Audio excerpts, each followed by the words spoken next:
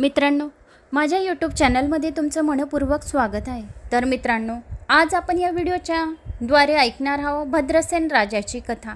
हा अध्याय खूप छान आहे। हा अध्याय ऐकला म्हणजे आपल्याला 1000 गायी दान केल्याचे पुण्य मिळते, 1000 महारुद्र अभिषेकाचे पुण्य मिळते। म्हणजे हा अध्याय असा आहे की जर आपण हा ऐकला तर आपले मृत्यूगंडसुद्धा जवळ आलेला राहिला, मृत्यूकालसुद्धा जवळ आलेला राहिला, तरी पण मृत्यूकाल आपला कसा पण दूर जातो एवढं या अध्यायामध्ये पावर आहे।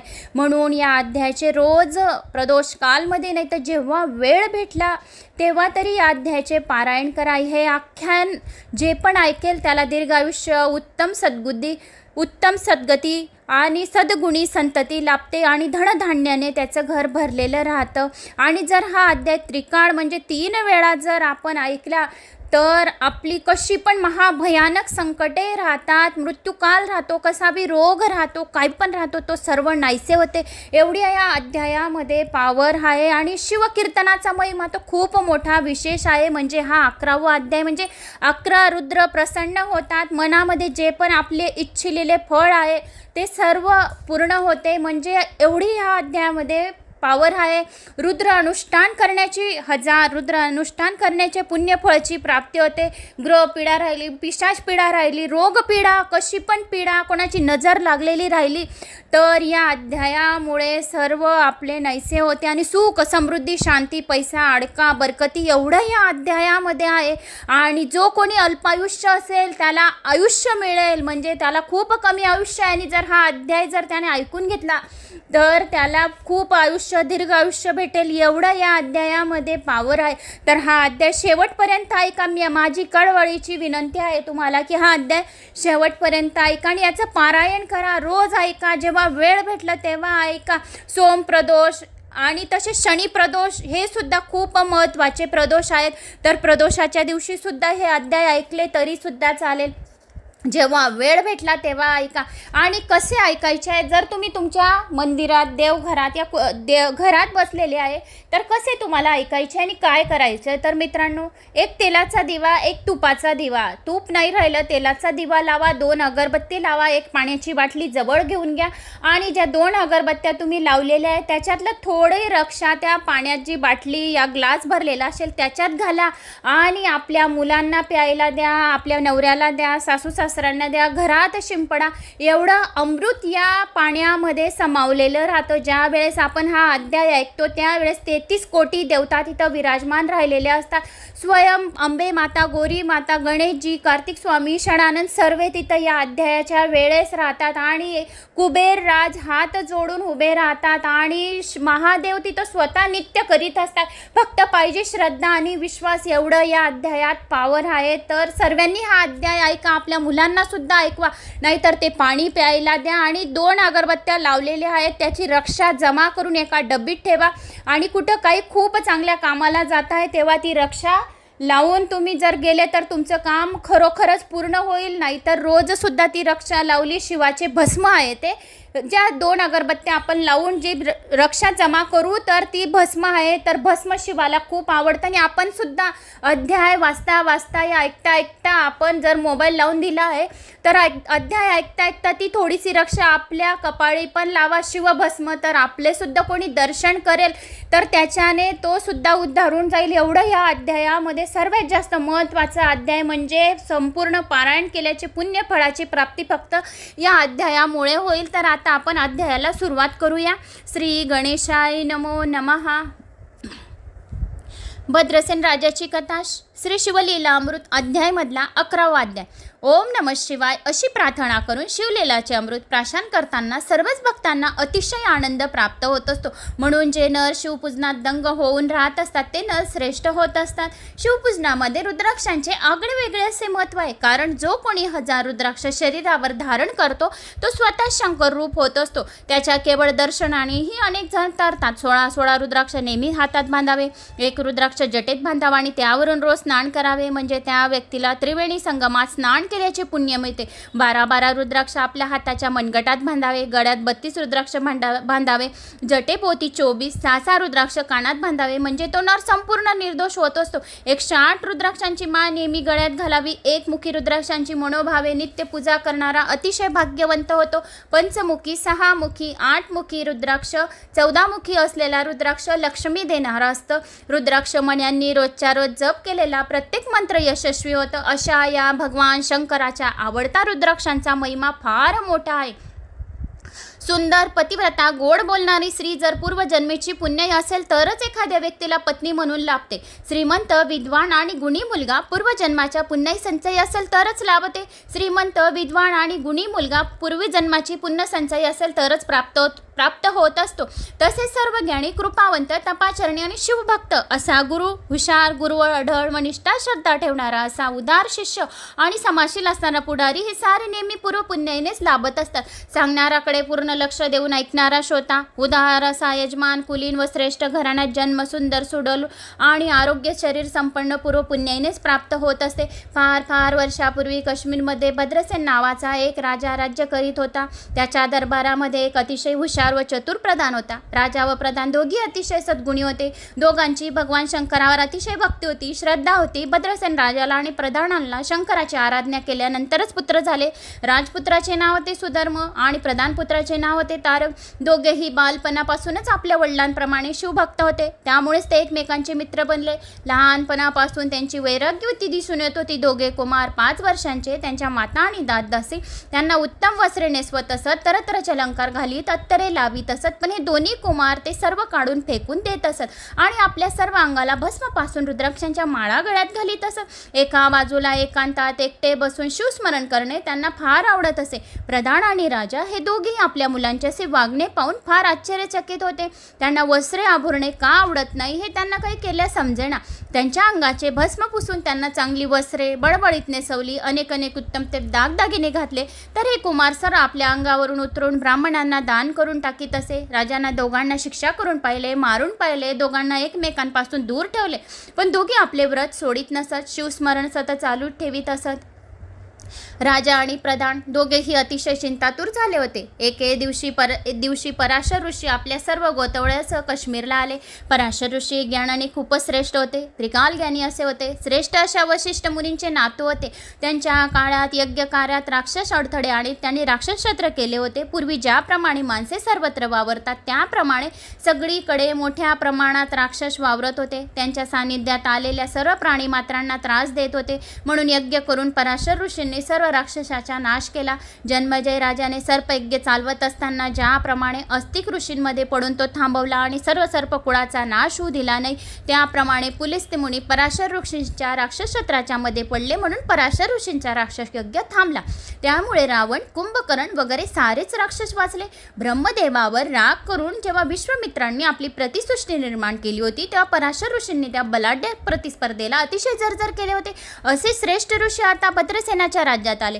पराशर ऋषींचा नातू शबयोगेंद्री भद्रसेन राजाचा कुलगुरू होता. ऋषी आपल्या नगरात आल्याची बातमी कळताच राजा व प्रधान धावत त्यांना सामोरे गेले. ऋषींची यथासांग पूजा करून सर्वांना वस्त्रंगार देऊन मोठ्या मानाने त्यांना आपल्या घरात घेऊन आले. नंतर राजाने पराशर ऋषींना नमस्कार केले व म्हटले, मुनिराज, आमची दोन्ही पुत्र या वयात एकदम विरसक्त आहेत. त्यांना चांगले अलंकार का आवडत नाही? रुद्राक्ष आणि भस्मलेपन मात्र अतिशय आवडते. ते दोघे नेहमी एकांतात बसतात, दांडगे अजिबात करीत नाही. राजविलास त्या दोघांनाही आवडत नाही. हत्तीच्या सजवलेल्या सुंदर अशा अंबारीत ऐटीत बसायला आवडत नाही. अशा तऱ्हेने वीरशक्तीने शिवभक्ती केली तर मग आमच्यानंतर पुढे राज्य कसे करतील याची आम्हाला फार काळजी पडली आहे. तेवढ्याच राजा आणि प्रधानांचे ते दोन्ही कुमार तेथे आले. पराशर गुरूंनी त्यांच्याकडे टक लावून पाहिले. तळपडणाऱ्या चंद्रसूर्याप्रमाणे दोघे खूप तेजस्वी दिसत होते. पराशर ऋषींनी दोघांना आपल्या जवळ घेतले आणि ते राजाला म्हणाले, हे दोघे असे विरसक्त आणि शिवभक्त का आहेत ते तुला सांगतो, ते तू ऐक. फार वर्षापूर्वी या काश्मीर देशातच नंदीग्राम नावाचे एक फार मोठे शहर होते. त्या नगरात महानंदा नावाची एक वेश्या राहत होती. महानंदा दिसायला अतिशय सुंदर होती. प्रत्यक्ष मधून सुद्धा तिला पाहून वेडावेल अशी तिची काया खूप नाजूक आणि अतिशय डोलदार होती. तिची आई आणि भाऊ असे दोघजण तिच्याजवळ राहत असत. तिचे हिरे माणिके लावून बनवलेली शय्या, सुंदर सजवलेला पलंग, त्यावर अत्यंत मुलायम राजशय्या, चंद्राच्या किरणासारखा अतिशय शीतल प्रकाश त्यावर सांडलेला, अशी सुंदर होती. तिचे गाईगोठे गुराणे गच्च भरलेले होते. दारात उत्तम प्रतीचे हत्ती झुलत होते. तिच्या गायनाने किन्नर सुद्धा थक्कावून स्वस्थ बसत होते. तिची नित्यकला पाहून सर राजे माना डोलावून तिला दाद देत असे. तिच्याशी एकदा तरी रती क्रीडा करायला मिळावी, तिचा सहवास असेल, थोडा वेळ का होईना मिळावा, यासाठी मोठे मोठे राजे लोक तिच्या दारी तिष्ठत बसत असत. महाआनंदा वेश्या असूनही अतिशय पतिव्रता वृत्तीची होती. एकदा का तिने एका पुरुषाला शब्द दिला की त्याचा एक दिवस पुरा होईपर्यंत ती प्रत्यक्ष इंद्रालाही वश होणे शक्य होत नसे. भगवान शंकराची ती निसीम भक्त होती. तिचा स्वभाव अतिशय दानशूर आणि खूप खूप उदार असा. सोमवार, प्रदोष, शिवरात्री हे व्रते ती नेहमी मनापासून करीत असे. आपल्या घरी अन्नछत्र चालवित असे. रोज लक्ष बिल्वपत्रांनी शंकराची पूजा करीत असे आणि श्रावण मासात जे कोटिलिंग करून घेत असे आणि दारी आलेला जे काही याचक मागेल ते महानंदा त्याला देत असे. या महानंदेने आपल्या घरी कोंबडा आणि माकड पाळले होते. त्यांच्या गळ्यात सुद्धा ती रुद्राक्षमाळा घालून ती त्यांना नित्य करायला शिकवीत असे. तिची जी नित्यशाळा केलेली होती त्यात तिने सुंदर शिवलिंग स्थापले होते. या दोघांना ती नेहमी शिवासमोर बांधून ठेवीत असे. ब्राह्मण पुराण सांगत त्यावेळी ते दोघंजण लक्ष देऊन ऐकत असत. मग त्यानंतर महानंदा या दोघांना सोडून देत असत. आपण स्वतः भान हरपून शंकरासमोर नित्य करीत असे आणि कुकुट या मरकट या दोघांनाही कौतुकाने नाचायला लावत असे आणि त्यांच्या दोघांच्याही गळ्यावर कपाळावर ती प्रेमाने नित्य नियमितपणे भस्म चर्चित असे. याप्रमाणे महानंदे बरोबर दोन्ही प्राण्यांना आपाप शुभजन घडत होते. एके दिवशी सदाशिव स्वतः महानंदेचे सत्व बघण्यासाठी तिच्या पतिव्रतेची परीक्षा घेण्यासाठी नंदीगाम गावी आले. यासाठी त्यांनी रूप बदलले आणि सौदागराचा वेश धारण करून शंकर महानंदेच्या घरी गेले. सौदागराच्या रूपातील शंकराचे रूप पाहून महानंद अगदी पार वेडावली. तिने सौदागराला घरात बोलवले. सौदागराच्या आदराने चौकशी करून तिने त्याला आपल्या मंचकावर अतिशय प्रेमाने हात धरून बसवले. सौदागराच्या एका हातात एक अतिशय बहुमूल्य सुंदर असे रत्न कंकण होते. ते इतके तेजस्वी होते की वस्तू पृथ्वीवर तयार झालेली नाही. कोणाही पाहणाऱ्याच्या लक्षात येत होते. महानंदा त्या कंकणाकडे पाहत होती. तिच्या मनातील ही भावना बरोबर ओळखून सौदागरूपी शंकरांनी ते कंकण काढून तिच्या हातात घातले. त्याबरोबर ती अतिशय हर्ष झाल्याने म्हणाली, तुम्ही मला हे पृथ्वीमोलाचे कंकण दिले आहे. मी ही 32 लक्षणी पद्मिनी आहे. मी तुमचा 3 दिवसासाठी स्वीकार केला आहे. आता 3 दिवस मी फक्त तुमचीच आहे. तुम्ही असेपर्यंत 3 दिवस मी अन्य कुणाकडे अजिबात लक्ष न देता पतिव्रते सांभाळीन. सौदागर तिला हो म्हणाला. मग त्यांनी आपल्या जवळील तेजस्वी दिव्य लिंग काढले व समोर ठेवले. ते लिंग पाहतात जय जय चंद्रोमणी असे म्हणत महानंदा भजनात पूजनात स्मरणात दंगून गेली. या लिंगावरून कोठी अशी कंकणे वळवून टाकावीत असे तिला वाटले. सौदागर तिला म्हणाला, महानंदे, हे लिंग म्हणजे माझा प्राण आहे. तेव्हा तू हे अतिशय सांभाळले पाहिजेस. हे जर भंगले किंवा जळाले तर मी अग्नीमध्ये प्रवेश करीन. तेव्हा हे तू अतिशय नीट जपून ठेव. महानंदेने अतिशय काळजीपूर्वक आपल्या नित्यशाळेत सौदागराचे दिव्यलिंग असे नेऊन ठेवले आणि ती अत्यंत लाडीवाळपणे सौदागराला म्हणाली, स्वामी, 3 दिवस जसे आपल्यासाठी या शरीराचे आरक्षण केले तसेच हे दिव्यलिंग अगदी सुरक्षित ठिकाणी ठेवीन. हे पा माझ्या नित्यशाळेला तेथे माझे रक्षक कुकुट व मरकट आहेत. ते सांभाळतील ना हे लिंग. सौदागर आणि महानंदा दोघे मंचकावर झोपले. तेवढ्या तिची परीक्षा पाहण्यासाठी शंकराने अग्नीला महानंदेच्या नित्यशाळेत आग लावण्याची आज्ञा केली. नित्यशाळेला आग लागली. सगळीकडे आग आग आग आग अशी आरडाओरडा सुरू झाली. धावपळ सुरू झाली. शेजारचे लोक धावत नित्यशाळेपाशी येऊ लागले. सौदागराने अत्यंत सुखात गाळ झोपलेल्या महानंदेला हलवून उठवले व सांगितले, महानंदे, जागी हो. आपल्या घरात कुठेतरी आग लागली आहे. महानंदा जागी झाली. पाहते तो काय, आपल्या घरातूनच आगीच्या ज्वाळा निघत आहे.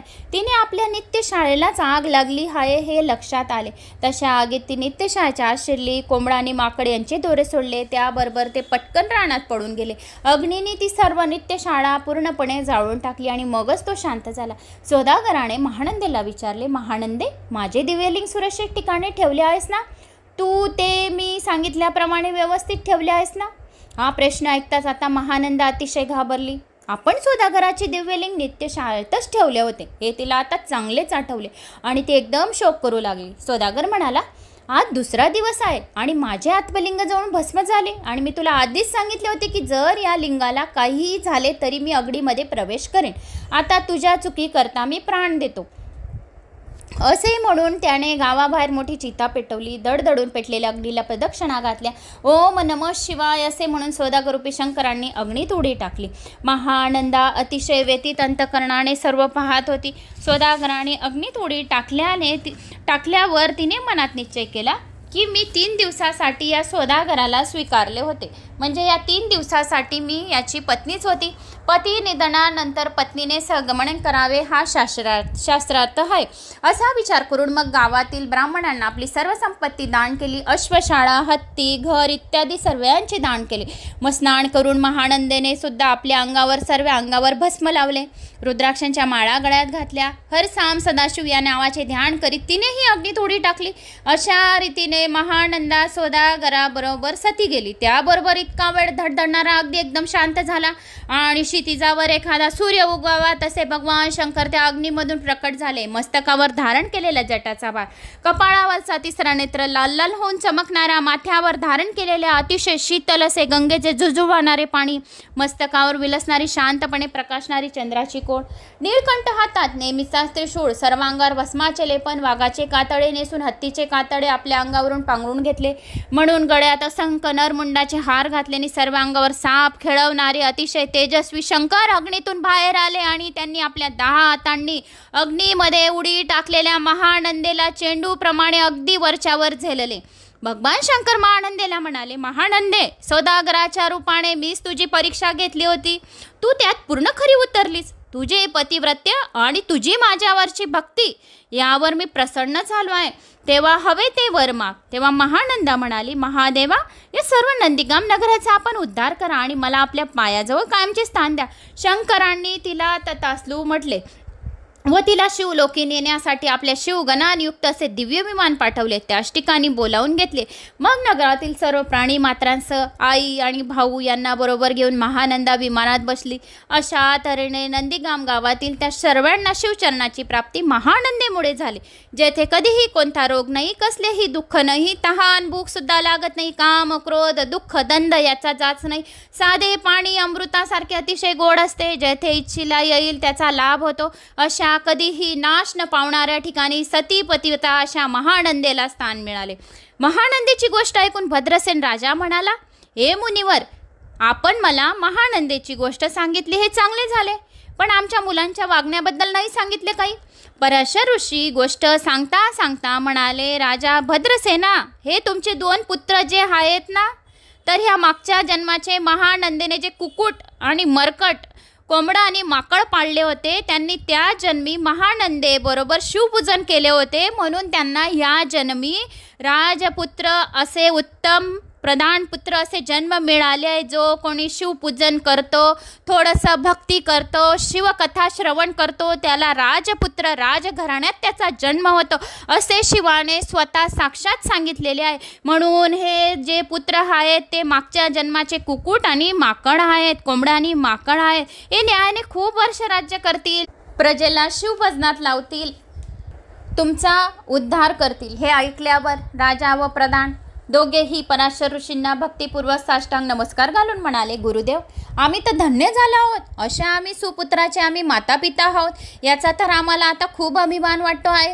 पण आपण त्याच्या मागील जन्माची कथा आम्हाला ऐकवलीत, पण त्यांचं भविष्य काळ काय आहे, हे पुढे किती वर्ष राज्य करणार आहे, यांचे आयुष्य किती आहे, ते आम्हाला कृपा करून आता सांगायची कृपा करावी. आम्हाला एकुलते एक पुत्र असल्याने आमचा सगळा जीव या पुत्रांमध्येच आहे आणि त्यांच्यातच गुंतलेला आहे. मग पुन्हा एकदा पराशर ऋषी थोडा वेळ ध्यान लावून स्वस्थ बसले. ऋषींना असे बसलेले पाहून राजा म्हणाला, ऋषीवर, आपण शांत का? काय आहे आमच्या मुलांचे भविष्य? जे असेल ते ऐकण्याची आमची तयारी आहे. नंतर गंभीर आवाजात पराशर ऋषी म्हणाले, राजा, मी सांगतो ते ऐकून तूही सर्व सभा लगेच दुःख सागरात बुडून जाल याची मला पूर्ण कल्पना आहे. पण मला कळणारी सत्य गोष्ट सांगणे मला भाग आहे. खोटे सांगितले तर माझ्या ज्ञानास कमीपणा येईल, माझ्या साधनेत दोष लागेल, म्हणून मला सत्य तेच सांगितले पाहिजे. ऋषीवर्य, आपण आम्हाला स्पष्ट सांगावे अशी आमची विनंती आहे. भद्रसेन राजा म्हणाला, राजा, तुझ्या मुलाला आता 12 वर्ष पूर्ण झाली आहेत आणि त्याच्या विधी लिखिताप्रमाणे आजपासून 7व्या दिवशीच याच वेळेला तो मरण पावेल. पराशर ऋषी उद्गारले. हे वचन ऐकताच राजा भद्रसेन बेशुद्ध पडला. सर्वांची अंतःकरणे शोकाने अतिशय विदीर्ण झाली. अंतःपुराणात राणीवशात तर आकाशाला फाळून टाकेल असा आक्रोश सुरू झाला. पराशर ऋषींनी राजाला सावध केले. सावध झाल्यावर राजाने विचारले, ऋषीवर यावर उपाय आहे का? असेल तर मला सांगा ना, तो मी करीन. राजाचे रुदन ऐकून पराशर ऋषी उपदेश करू लागले. हे नृपश्रेष्ठा, हे राजा, तू असा धीर सोडू नकोस. तू जर असा धीर सोडलास तर प्रजेने काय करायचे?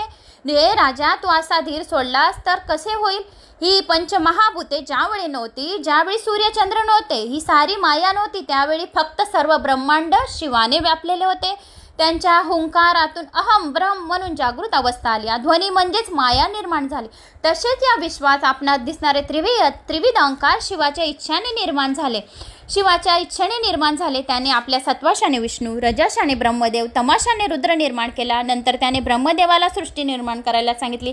तेव्हा ब्रह्मदेव मला म्हणाले, त्याचे काहीही ज्ञान नाही, मी अज्ञानी आहे, म्हणून आपण मला उपदेश करून त्यासंबंधीचे ज्ञान द्यावे. मग शंकरांनी त्यांना 4 वेदांचा उपदेश केला आणि 4 वेदांचे सार म्हणजे हा 11वा अध्याय रुद्र अध्याय आहे असे सांगितले आहे. या अध्यायात प्रत्यक्ष ज्ञानाहून संपूर्ण अगदी ज्ञान श्रेष्ठ जगात दुसरीकडे कुठेच नाही. हा रुद्र अध्याय म्हणजे स्वयं शिव आहे, स्वयं सदाशिव आहे असे प्रत्यक्ष शिवाने सांगितलेले आहे, असे महेशाने स्वतः सांगितले आहे. जो कोणी हा रुद्र अध्याय मनापासून आणि पूर्ण भक्तिभावाने वाचतात किंवा ऐकतात किंवा त्याचे दर्शन घेतल्याने सुद्धा व्यक्ती उद्धारून जातात. मग ब्रह्मदेवांनी प्रत्यक्ष शंकराकडून घेतलेल्या आपल्या 7 मानसू पुत्रांना हा रुद्र सांगितला होता. तेथून अत्यंत तपस्वी ज्ञानी श्रेष्ठ अशा ऋषींच्या मुखातून हा अध्याय पृथ्वी तलावावर आलेला आहे. जो या अध्यायाचे अत्यंत मनापासून पारायण करतो त्याच्या दर्शनाने तीर्थसुद्धा पावन होऊन जातात आणि स्वर्गातले देवसुद्धा अशा व्यक्तींचे दर्शन घ्यायला अत्यंत आतुर होत असतात. असा हा रुद्र महिमा आहे. हा रुद्र महिमा ज्यावेळी फार वाढला त्यामुळे यमपुऱ्यामध्ये फार ओर पडली होती. यमदूतांना काहीच काम पृथ्वीवर उरले नाही. अशा तऱ्हेने यमपुरी चोच झाली तर स्वर्गाचे काही खरे नाही, कारण येथे भयंकर गर्दी होईल. त्यामधून देवतांनी आव्हान निर्माण होऊ शकेल म्हणून पृथ्वीवर स्थिती तशीच राहण्यासाठी मग यमाने अभक्तीला, नास्तिकतेला पृथ्वीवर पाठवले. तिच्या सांगण्यावरून या अध्यायावरून येथे कुतुकवादी वाद घालू लागले. अभक्तीने, नास्तिकतेने लोकांच्या मनातील मत्सर वाढवला. त्यामुळे काही लोक शिवाचा द्वेष करू लागले आणि अति महानरकात जाऊन पडले. यमाने सेवकांना सांगितले, जे कोणी शंकराचा थोडासुद्धा द्वेष करत असतील त्यांचे आयुष्य कमी करा, त्यांना सारखा खूप त्रास द्या. जो कोणी शिव मोठा, विष्णू लहान, विष्णू मोठा, शंकर लहान असा भेदाभेद करत असेल त्यांना मागे पुढे न पाहता खुशाल नरकात घाला. ज्यांना रुद्र अध्याय अजिबात आवडत नाही त्यांना खुशाल कुंभीपाकात फेका. या रुद्र अध्यायाची मनापासून भक्तिभावाने पारायण करणाऱ्याचे आणि हा अध्याय ऐकणाऱ्यांचे आयुष्य वाढवा. म्हणून हे राजा, आता नियमितपणाने तू रुद्र अध्यायाची पारायणे कर. शिवावर अभिषेकाची सतत धार धार, म्हणजे तुझे जे संकट येणार आहे ते टळेल. किंवा इथे शतघटाची स्थापना कर. दिव्य वृक्षाची पाणी आणून घटातील सर्व पाणी मंत्राने पवित्र कर आणि त्या पाण्याने तुझ्या पुत्राला स्नान घाल. रोज रुद्र अध्यायाची 10,000 आवर्तने कर आणि 7 दिवस सतत आवर्तने कर, म्हणजे तुझे येणारे संकट एकदम टळेल. भद्रसेन राजाने अत्यंत नम्रतेने पराशर ऋषींचे पाय धरले आणि म्हणाले, मुनिराज, आपण तर ऋषी श्रेष्ठ आहात. काळ, मृत्यू, भय, शोक यापासून तुमच्यासारखे गुरुशिवाय माझं कोण रक्षण करणार आहे? तुम्हीच मला संकट निवारण्यासंबंधी मार्गदर्शन केले आहे. तुम्हीच मला आता ताबडतोब काही सांगा. आपण आचार्य म्हणून हा अभिषेक करा आणि 10,000 आवर्तने करावीत ही माझी प्रार्थना आहे. तेव्हा तुम्हीच मुख्य आचार्य म्हणून काम करा. तुमच्या बरोबर ऋषीमुनी आहेतच, सांगाल तर अजून बोलावून आणतो. आपण लगेचच प्रारंभ करावा. मग राजा भद्रसेनाने 1000 ब्राह्मणांना बोलवले. हे सर्व ब्राह्मण उत्तम प्रकारचे शिवभक्त होते, विद्वान होते, सदाचारी होते. परधन, परश्री यांच्याविषयी त्यांच्या मनात मुळीच आसक्ती नव्हती. पापाचा पैसा मिळवणारे मुळीच नव्हते. आकाशातून भरगाव वेगाने जाणारा सूर्याचा रथ शाप देऊन थांबू शकतील असे त्यांचे तपसामर्थ्य होते. ज्ञानाने प्रत्यक्ष शंकराला कैलासावर खेचून आणतील एवढा त्यांच्यात प्रभाव होता. असे 1000 ब्राह्मण आल्यानंतर 1000 घटांची पराशर मुनींनी तेथे स्थापना केली. तीर्थक्षेत्राच्या अत्यंत पवित्र नद्याचे पाणी त्यात भरून ठेवले. शुभ अशी आंब्याची ताजी पाने प्रत्येक घटात घातली आणि सर्व तयारी पूर्ण होताच रुद्रघोष सुरू झाला. शिवनामाचा गजर सारखा रात्रंदिवस सुरू होता. 7 दिवस अशा तऱ्हेने पूर्ण झाले. 7व्या दिवशी पूर्वी वर्तवलेल्या भविष्याप्रमाणे यमराज बाळ सुधर्माचे प्राण घेण्यासाठी आले. भद्रसेन राजाच्या घरी आले. मृत्यू वेळ आली. सुधर्म बेशुद्ध होऊन पडला. हृदयाचे स्पंदन सुद्धा थांबून गेले. हृदय बंद होऊन गेलं. एक घटका संपली. राजा भद्रसेनाची पुत्राची अवस्था पाहून मनात अतिशय व्याकुळ झाला. नंतर पराशर ऋषींनी जे स्थापन केलेले पवित्र जल होते, पवित्र रुद्रातले घटातले जल बाळाच्या अंगावर शिंपडले. त्याबरोबर हळूहळू बाळ शुद्धीवर आला. त्याने आपले डोळे उघडून पाहिले. अतिशय आनंदामुळे भद्रसेनाच्या डोळ्यातून आनंदाश्रू खूप रडू लागला आणि आनंदाश्रू गळू पाहिले. अतिशय आनंदामुळे भद्रसेनाच्या डोळ्यातून आनंदाश्रू गळू लागले आणि सुधर्म उठून बसला. तेव्हा पराशर मुनी राजाला म्हणाले, आपण जिंकलो. पहा, बाळाची मृत्यूवेळ टळून गेली ह्या अध्यायामुळे. पहा, तो उठून बसला. मग आपण त्यांनी सुधर्माला विचारले, बाळा, तुला काही आठवतं का? काय झालं होतं तुला? तर तू बेशुद्ध का झाला होता? पराशर ऋषींनी सुधर्माला विचारले, तुला काही आठवतं का? हो, चांगले आठवतं. बाळ म्हणाला, हो, चांगले आठवतं. नवे ते दृश्य अजून सुद्धा माझ्या डोळ्यापुढे दिसत आहे. एक भयंकर पुरुष माझ्या जवळ आला. त्याचे लांब लांब सुळे बांधलेले होते. तोंडाबाहेर आलेले होते. त्यांचे डोळे अग्नीसारखे अगदी लाल होते. जटा वर बांधल्या होत्या आणि कपाळाला शेंदूर फासला होता. असा तो मनुष्य माझ्या जवळ आला आणि माझ्या दंडाला घट्ट पकडले. असा हा भयंकर पुरुष मला धरून नेत होता. पण तेवढ्यात काय झाले? तेवढ्यात 4 अत्यंत तेजस्वी पुरुष तेथे धावत आले. त्यांनी वाघांबर नेसलेले होते. अंगाला भस्म फासले होते. गळ्यात रुद्राक्षांच्या माळा घातलेल्या होत्या. हातात लखलखीत शस्त्रे त्रिशूल होता. त्यांनी मला त्या भयंकर पुरुषापासून सोडवले आणि त्या भयंकर पुरुषाला पकडून मारत घेऊन गेले. सुधर्म राजपुत्राने सांगितले, शंकराच्या रुद्र महात्म्याची प्रचिती अशी सर्वांनी पाहिली आणि ऐकली. त्याबरोबर राजा भद्रसेनासह सर्वांनी शंकराचा जय जयकार केला आणि ब्राह्मणांना लोटांगण घातले. रुद्रघटकाचा नमस्कार केला. स्वर्गातून देवांनी सुद्धा हे दृश्य प्रत्यक्ष पाहत होते आणि प्रत्यक्ष सर्वांनी सुधर्माच्या अंगावर पुष्पवृष्टी केली आणि मंगलवाद्य वाजू लागले की स्वयं शिव शंभू त्या मुलाला वाचवायला आला होता. नंतर भद्रसेनाने पुन्हा एक होम केला. अतिशय आनंदाने अनेक उत्तम ते वस्तू ब्राह्मणांना अर्पण केल्या. सर्वांना उत्तम पंचपक्वानांचे जेवण घातले. आपले भंडार उघडून मनसोक्त दान देऊन आलेले सर्व याचक तृप्त झाले. त्याच वेळी दुधात साखर पडावी, सोन्याला सुगंध यावा, त्याप्रमाणे आणखी एक फार मोठा सुयोग आला. देवर्षी नारद अचानक होऊन आपण मंडपात अवतरले. त्यांना तेथे आलेले बघताच कुंडातून प्रत्यक्ष अग्नी त्यांच्या दर्शनासाठी बाहेर आला. पराशर ऋषी, भद्रसेन राजा यांच्यासह सर्वांनी नारद मुनींना अत्यंत आदराने नमस्कार केला. राजाने व सर्वांनी नारद मुनीची षोडोपचारे पूजा केली. नारद मुनी म्हणाले, मी स्वर्गातून पृथ्वीवर येता वाटेमध्ये शंकराचे 4 दूत पाहिले. मृत्यूला ते आपल्याबरोबर बांधून नेत होते. मी चौकशी केली तेव्हा मला समजले की राजा, तुझ्या पुत्राचे मरण चुकले. रुद्रानुष्ठान करून तू फार धन्य झाला आहेस. तर तुझ्या पुत्राचे मरण चुकले आहे असं मी ऐकलं. तर तू रुद्रानुष्ठान करून खूप धन्य झाला आहेस. तुझ्या पुत्राच्या रक्षणासाठी स्वयं शिव आला होता. स्वयं वीरभद्राला पाठवले होते आणि माझ्या देखतच त्याने स्वतःच मृत्यूला विचारले. कोणाच्या आज्ञेने तू भद्रसेन राजाच्या मुलाचे प्राण घ्यायला गेलेस? त्याला तर आणखी 10,000 वर्षाचे आयुष्य होते. तो सार्वभौम राजा होईल. शिवमहिमा तुला ठाऊक आहे ना? मग तुझी अशी मर्यादा सोडून अशा प्रकारे वागलाच काय? तेव्हा मृत्यूने उत्तर दिले, क्षमा करावी मला महाराज, पण मी नेहमीप्रमाणे आपल्याकडे असलेली महाराज भद्रसेनाची पत्रिका वाचून पाहिली होती. त्यामध्ये स्पष्टपणे 12व्या वर्षीच त्याला गंडांतर होते. माझ्या प्रत्यक्ष पाहण्यात आले म्हणून माझ्या हातून अपराध झाला. मग त्याच्या हातून घडलेल्या या अपराधामुळे कष्टी झालेल्या यमाने शंकराचे स्तवन केले. न कळत आपल्या हातून अपराध झाला त्याची सुद्धा क्षमा मागितली असे पुन्हा विनवले. नारदाच्या असे तऱ्हेचे बोलणे ऐकून राजाने अत्यंत लीनतेने भक्तिभावाने लोटांगण घातले. मुलाच्या मृत्यू टळलेले झालेले अतिशय आनंद पित्तरख्यांचा रुद्र करून मोठा उत्सव केला. अशा तऱ्हेने 100 रुद्र केले की तो पुरुष शतायुष्य होतो. 100 वेळा हा अध्याय ऐकला म्हणजे तो पुरुष शतायुष्य होईल आणि रुद्र महात्म्याचा अध्याय वाचला किंवा ऐकला म्हणजे तो माणूस स्वतः शिवरूप होऊन जातो. तेथेच त्याच्या जन्म मरण्याच्या फेऱ्यामधून मुक्त होतो. त्याचा मृत्यूगंड टळून जातो. नंतर नारद मुनी गुप्त झाले. भद्रसेन राजाने अपार दक्षिणा देऊन आपल्या गुरुला संतुष्ट केले. नंतरच अत्यंत आदराने त्यांना निरोप दिला. जे आख्यान हे ऐकतील, वाचतील, कोणाला सांगतील तो अतिशय दीर्घायुष्य होईल, उत्तम सद्गुणी संतती लाभेल, ब्राह्मणांना 1000 गाई दान केल्याचे पुण्य मिळेल, 1000 रुद्र अभिषेकाचे पुण्य मिळेल, असे या अध्यायात सांगितले गेले आहे. हा अध्याय वाचला म्हणजे त्या माणसाला खूप काही पुण्य मिळेल, करोडो गुना, कोटी गुना पुण्य मिळेल आणि त्याची 7 जन्माची महापापे चटकन नाहीशी होतील, असा हा अध्याय आहे. हा अध्याय जर त्रिकाळ वाचला तर त्याच्यावर आलेली महासंकटे, महाभयानक गंडांतरे, महासंकटे जो पण असेल ते सर्व दूर होतील आणि कलयुगात तर शिवकीर्तनाचा महिमा विशेष मोठा आहे. तर पुढे भद्रसेन राजाने सुधर्मपुत्राला आपले राज्य दिले, तारकाला राज्याचे प्रधानपद दिले आणि प्रधानांसह राज वाण प्रस्तावाचा स्वीकार करून तप करण्यासाठी निघून गेले. शंकराने आपले दिव्य विमान पाठवले, त्या दोघांना स्वर्गात नेले.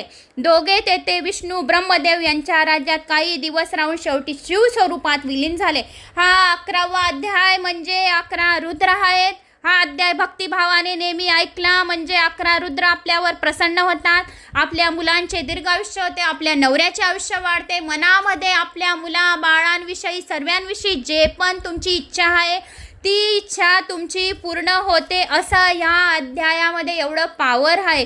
म्हणून महामृत्युंजय जप आणि हा अध्याय जो कोणी ऐकतो त्याला रुद्र अनुष्ठान केल्याचे पुण्य मिळते आणि त्याची कसलीही रोग, बिमारी, ग्रहपीडा, पिशाचपीडा काही पण असेल तर ती कधी सुद्धा त्याला बाधत नाही. एवढं या अध्यायामध्ये पावर आहे. जो या अध्यायाला खोटे म्हणेल तो अतिशय अल्पायुष्य होईल, त्याला जीवन मरण मधून तो कधीच तिथंच राहील, त्याला खूप महापापे भोगावे लागतील, नरक यातना भोगाव्या लागतील.